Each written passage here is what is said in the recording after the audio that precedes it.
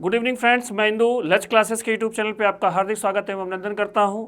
मैं एक बार आज पुनः अपनी करंट बम की क्लास को लेकर के आपके सामने उपस्थित हुआ हूं और 10 बेहतरीन प्रश्नों के साथ आपके साथ डिस्कशन आज करूंगा।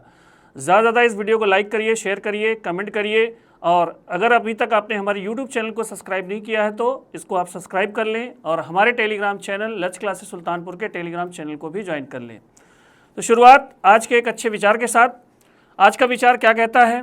आज का विचार ये कह रहा है, ध्यान से पढ़िएगा। आज का विचार क्या कह रहा है? सच्चाई के साथ जीवन जीने वाले व्यक्ति को कभी भी किसी भी बात का भय नहीं रहता है।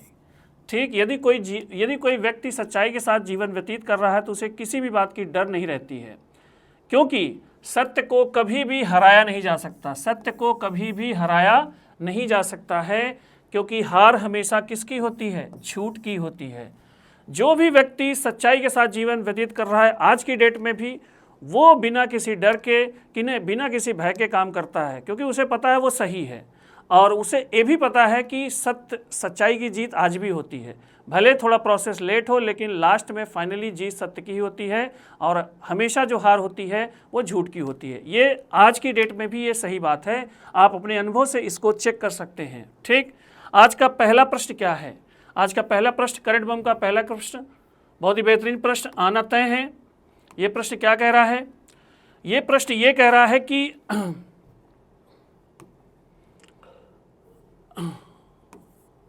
ये प्रश्न ये कह रहा है कि उत्तर प्रदेश के किस स्थान पर अभी हाल ही में इसरो ने रॉकेट प्रक्षेपण किया है? ये पहली घटना है जो किसके द्वारा की गई है? इसरो के द्वारा।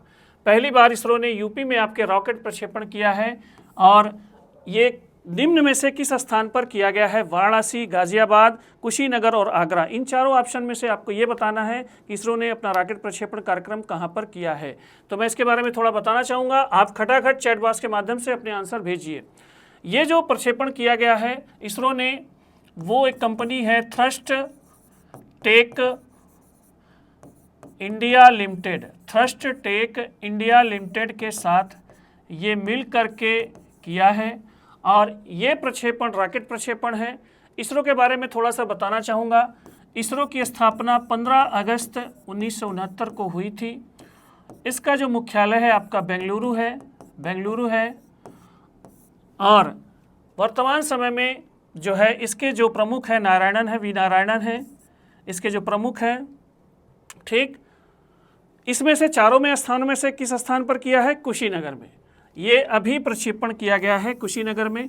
इसरो ने पहली बार इस प्रक्षेपण को किया है यूपी में। तो इसका राइट आंसर होगा ऑप्शन नंबर सी, कुशीनगर। बढ़ते हैं अगले क्वेश्चन की ओर। क्वेश्चन नंबर 2 बहुत ही बेहतरीन प्रश्न है। मैं हमेशा कहता हूँ महिलाओं से रिलेटेड क्वेश्चन हमेशा इंपॉर्टेंट रहेंगे और आज भी ये जो क्वेश्चन है क्वेश्चन नंबर 2 ये महिलाओं से ही रिलेटेड है। ये क्या कह रहा है? ब्रिटेन की खुफिया एजेंसी MI6 ने अभी हाल ही में किसे पहली महिला प्रमुख बनाया है? ठीक, ब्रिटेन की जो जासूसी कंपनी है, जासूसी एजेंसी है MI6, इसने पहली बार किसी महिला को अपनी जो है कमान सौंपी है और इन चारों ऑप्शन में से आपको ये बताना है कि वो महिला कौन सी हैं। ब्लेज मेट्रेवेली, सवांता स्मिथ, एडेन गोसाक, मियामो लिजी।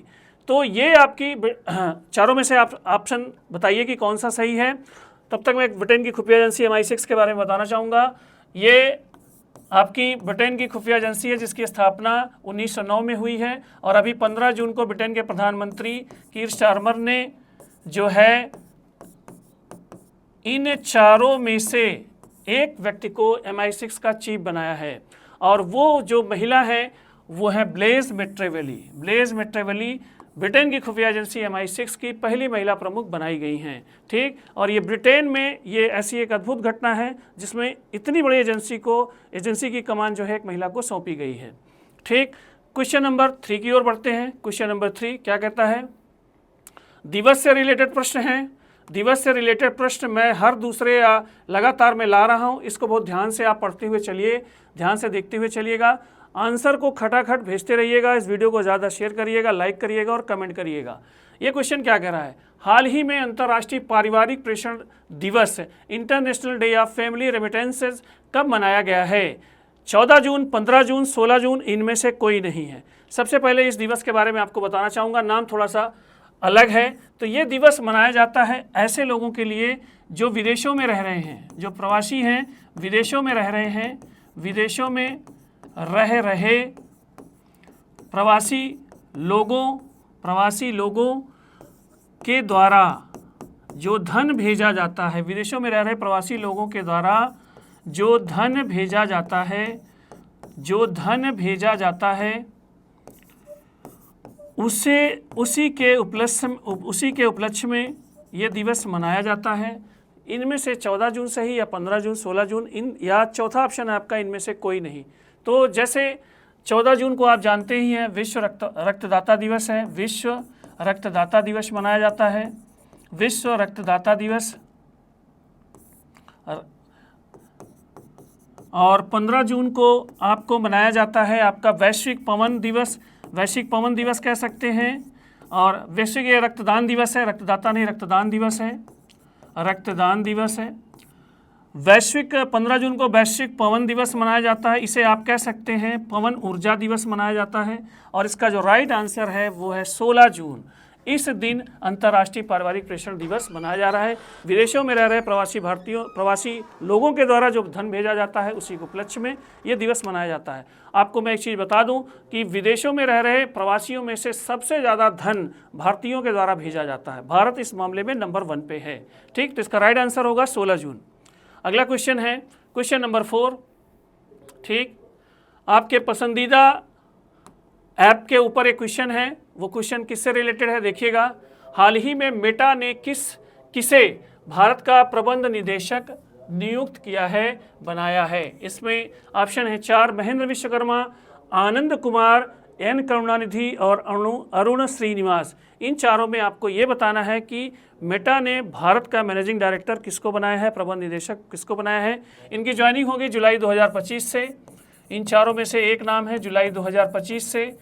ठीक, मेटा के बारे में आप जान ही रहे हैं। मेटा आपका जो व्हाट्सएप जो है ऐप है वो मेटा कंपनी का ही है। और इसके जो इंडियन जो है चीफ बनाए गए हैं, इन चारों में से कोई एक है। खटाखट आंसर आप भेजिएगा। इस जो है कंपनी के भारतीय चीफ बनाए गए हैं अरुण श्रीनिवास, जो 1 जुलाई 2025 से इस कंपनी का भारतीय चार्ज देखेंगे। तो इसका राइट आंसर है आपका option number D. Question number 5, बेहतरीन क्वेश्चन आना तय है और ये आपके जो है एक महत्वपूर्ण दिवस से ये भी रिलेटेड है। ठीक, वो क्वेश्चन क्या कह रहा है, अंतर्राष्ट्रीय योग दिवस के 10 वर्ष पूरे होने पे, कितने वर्ष, 10 वर्ष पूरे होने पर निम्न में से किस शहर को राष्ट्रीय मेजबान शहर घोषित किया गया है। ठीक, मतलब भारत की तरफ से किस शहर को प्रतिनिधित्व दिया गया है इस दिवस के 10 वर्ष पूर्ण होने के लिए। इसका जो ऑप्शन है चेन्नई है, विशाखापत्तनम है, तंजौर है और कोलकाता। ठीक, ये योग दिवस जो आपका अंतर्राष्ट्रीय योग दिवस मनाया जाता है वो 21 जून को मनाया जाता है और इसे 11 दिसंबर 2014 को संयुक्त राष्ट्र संघ ने इसको मंजूरी प्रदान की थी कि इसको अंतर्राष्ट्रीय योग दिवस के रूप में जाना जाए, 11 दिसंबर 2014 को। ठीक, और ये 2014 प्लस 2025 लग गया, 10 वर्ष पूरे हो गए हैं। 11वां वर्ष का ये आयोजन होगा जिसमें से चेन्नई, विशाखापत्तनम, तंजौर और कोलकाता में मेजबान शहर हमने जिसको बनाया है वो कौन सा है, विशाखापत्तनम। तो इसका राइट आंसर होगा B, option number B, Visakhapatnam. ठीक, इस बार ये राष्ट्रीय मेजबान शहर है अंतर्राष्ट्रीय योग दिवस के अवसर पर। बढ़ते हैं क्वेश्चन नंबर 6 की ओर। वर्ष 2025 का दुनिया का सबसे बड़ा पर्यावरण पुरस्कार, इस क्वेश्चन को आना तय है, 100% आना तय है कि वर्ष 2025 का दुनिया का सबसे बड़ा पर्यावरण पुरस्कार फूड प्लैनेट निम्न में से किसे मिला है।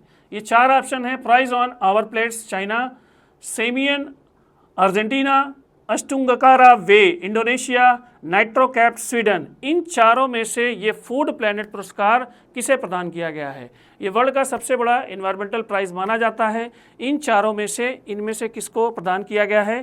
तो ये जो पुरस्कार मिला है, ये पुरस्कार मिला है स्वीडन की एक स्टार्टअप कंपनी है नाइट्रोकैप्ट को ये पुरस्कार मिला है। और इसको ये जो पुरस्कार मिला है बहुत बड़ी उपलब्धि के लिए मिला है। और वो उपलब्धि कौन सी है, ग्रीन फर्टिलाइजर टेक्निक के लिए। कौन सी तकनीक के लिए, ग्रीन फर्टिलाइजर तकनीक के लिए उसको ये पुरस्कार मिला है। ये तकनीक क्या कह रही है? ये तकनीक ये कह रही है, ये तकनीक ये करती है कि ये वायुमंडल से डायरेक्ट नाइट्रोजन को एब्जॉर्ब करती है, वायुमंडल से नाइट्रोजन को एब्जॉर्ब करती है, जिसका प्रयोग हम लोग उर्वरक बनाने में कर सकते हैं। पहले जो नाइट्रोजन से संबंधित उर्वरक बनाए जाते थे, अभी भी बनाए जाते हैं, तो उन उर्वरकों में हमें कुछ न कुछ कच्चा माल डालना पड़ता है, जिससे हम फिर नाइट्रोजनों के उर्वरकों, नाइट्रोजन से संबंधित उर्वरकों जैसे यूरिया है, तो उसके लिए कच्चा माल चाहिए। लेकिन ये टेक्निक जो ग्रीन फर्टिलाइजर टेक्निक है, ये टेक्निक डायरेक्ट वायुमंडल से लेकर के नाइट्रोजन को आपके उर्वरक में जो है एब्जॉर्ब कर देगी। तो ये टेक्निक बहुत बड़ी टेक्निक है, बहुत बड़ी क्रांति है। इसलिए इस जो फर्म है नाइट्रोकैप्ट स्वीडन की, उसको इस वर्ष का फूड प्लैनेट पुरस्कार मिला है, जो वर्ल्ड का सबसे बड़ा पर्यावरण पुरस्कार है। बढ़ते हैं अगले क्वेश्चन की ओर। क्वेश्चन नंबर 7, ठीक, आपके भारतीय प्रधानमंत्री मोदी जी की यात्रा से संबंधित है। ठीक, और ये यात्रा के फलस्वरूप उन्हें एक देश ने सम्मानित किया है। क्वेश्चन क्या कह रहा है? प्रधानमंत्री नरेंद्र मोदी को अभी हाल ही में किस देश ने अपने यहाँ के सर्वोच्च सम्मान grand cross of Makarios III से सम्मानित किया है? ठीक, अभी जो भारतीय 4 ऑप्शन है इसके, चिली, वेनेजुएला, चाड और साइप्रस, इन चारों देशों में से किस देश ने प्रधानमंत्री मोदी जी को अपने सर्वोच्च सम्मान से सम्मानित किया है? तो ये जो सम्मान है, ये सम्मान मिला है इनको किस देश के द्वारा? साइप्रस के द्वारा। ऑप्शन नंबर डी, ये साइप्रस का सर्वोच्च सम्मान है, grand cross of Makarios III। और अभी प्रधानमंत्री मोदी जी 15-16 जून को विदेश यात्रा पे थे, जिन्होंने साइप्रस देश की यात्रा की थी। और इस देश में कोई भारतीय प्रधानमंत्री 23 वर्ष बाद गया है, 23 वर्ष बाद गया है। इसके पहले अटल बिहारी वाजपेयी जी इस देश की यात्रा पे गए थे, और ये कूटनीतिक यात्रा है, तुर्की के बैलेंस में जो है ये यात्रा मानी जा रही है। और इसको प्रधानमंत्री मोदी जी ने जब साइप्रस देश में गए तो उस देश ने grand cross of Makarios III अपने सर्वोच्च सम्मान से इनको सम्मानित किया है। ठीक, तो इसका राइट आंसर होगा साइप्रस की तरफ। क्वेश्चन नंबर 8 क्या कह रहा है? अभी हाल ही में किसने the stars light the way नामक उपन्यास लिखा है? 4 ऑप्शन दिए गए हैं, अरुंधति राय, सुचेता राय खन्ना, आशीष मिश्रा और गुलजार। इन चारों में से आपको ये बताना है कि ये उपन्यास the stars light the way किसने लिखा है। बहुत ही फेमस हो रहा है उपन्यास, इसके लेखक के बारे में आपको बताना है। और ये जिस भी लेखक का है, मैं आपको हिंट दे रहा हूँ, ये उसका पहला उपन्यास है, ये उस लेखक का पहला उपन्यास है। और इस उपन्यास में भावना अध्यात्म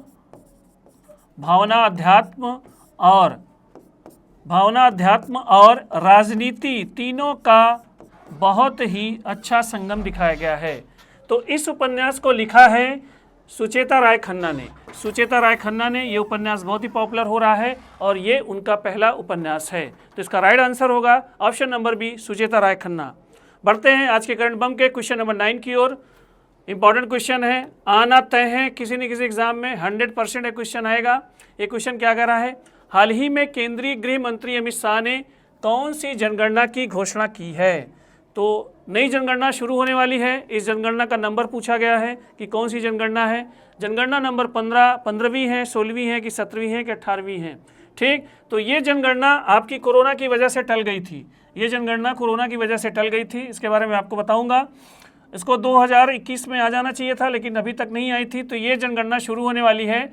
तो ये जनगणना जो आपकी होगी बर्फीले इलाके, बर्फीले इलाके एवं लद्दाख में ये जनगणना स्टार्ट होगी आपकी 10 अक्टूबर 2026 से स्टार्ट हो जाएगी। ठीक, बाकी अन्य इलाकों में, बाकी अन्य क्षेत्रों में ये जनगणना 1 मार्च 2027 से ये प्रारंभ होगी। ठीक, 10 अक्टूबर 2026 से लद्दाख और बर्फीले इलाकों में स्टार्ट हो जाएगी। बाकी जगहों पे 1 मार्च 2027 से स्टार्ट होगी। ये जनगणना जातिगत जनगणना होगी, ये जनगणना जातिगत जनगणना भी होगी। ठीक, इस चीज़ का विशेष ध्यान रखिएगा। और इस जनगणना में लगभग 13,000 करोड़ रुपए खर्च होने वाले हैं। ये क्वेश्चन नहीं बनेगा, लेकिन आप लोग जानते रहिएगा अपनी जानकारी के लिए। 13,000 करोड़ रुपए इसमें खर्च होने वाले हैं। जनगणना के बारे में आपको थोड़ा बताना चाहूँगा। भारत की पहली जनगणना 1872 में हुई थी लॉर्ड मेयो के शासनकाल में, पुनः 10 वर्षीय जनगणना 1881 से स्टार्ट हुई लॉर्ड रिपन के काल में। ठीक, और ये आपकी जो जनगणना है, ये जनगणना हो रही है कौन सी? 16वीं जनगणना होगी जो आपकी स्टार्ट हो जाएगी बर्फीले इलाकों में और लद्दाख में 10 अक्टूबर 2027 से। तो इसका राइट आंसर होगा ऑप्शन नंबर बी। आज के करंट बम का लास्ट बम क्वेश्चन नंबर 10 क्या कह रहा है? ठीक, ये घटना काफ़ी फेमस घटना हो चुकी है और ये क्वेश्चन उसी घटना से, अहमदाबाद वायु दुर्घटना से ही संबंधित है। हाल ही में हुई अहमदाबाद वायु दुर्घटना की जांच करने की जिम्मेदारी किसे सौंपी गई है? ठीक, 12 जून को देश ने एक ऐसी दुर्घटना को देखा जो बहुत ही जो है मार्मिक थी और उस घटना में AI-171 जो है एयर इंडिया का विमान क्रैश हुआ था जिसमें काफ़ी लोग मारे गए हैं। इस घटना की जांच करने की जिम्मेदारी इन चारों ऑप्शन में से किसको दी गई है? गोविंद मोहन, यशस्वी सोलंकी, राजकुमार मेहता और नित्यानंद कुमार। तो इस घटना की जो जांच होगी, इस दुर्घटना की जो जांच होगी वो किसके नेतृत्व में होगी? वो होगी गोविंद मोहन के नेतृत्व में। तो इसका राइट आंसर है option number A, Govind Mohan. तो ये से आज के करंट बम के 10 क्वेश्चन। ये क्वेश्चंस आपको कैसे लगे ज़रूर बताइएगा, अपने कमेंट के माध्यम से बताइएगा। इस वीडियो को ज़्यादा लाइक करिए, शेयर करिए और हमारे यूट्यूब चैनल को सब्सक्राइब करिए यदि अभी तक आपने नहीं किया है। और इसके साथ ही हमारे लच क्लासेस के टेलीग्राम चैनल को आप ज्वाइन करिए। ठीक, आज के लिए इतना ही, धन्यवाद।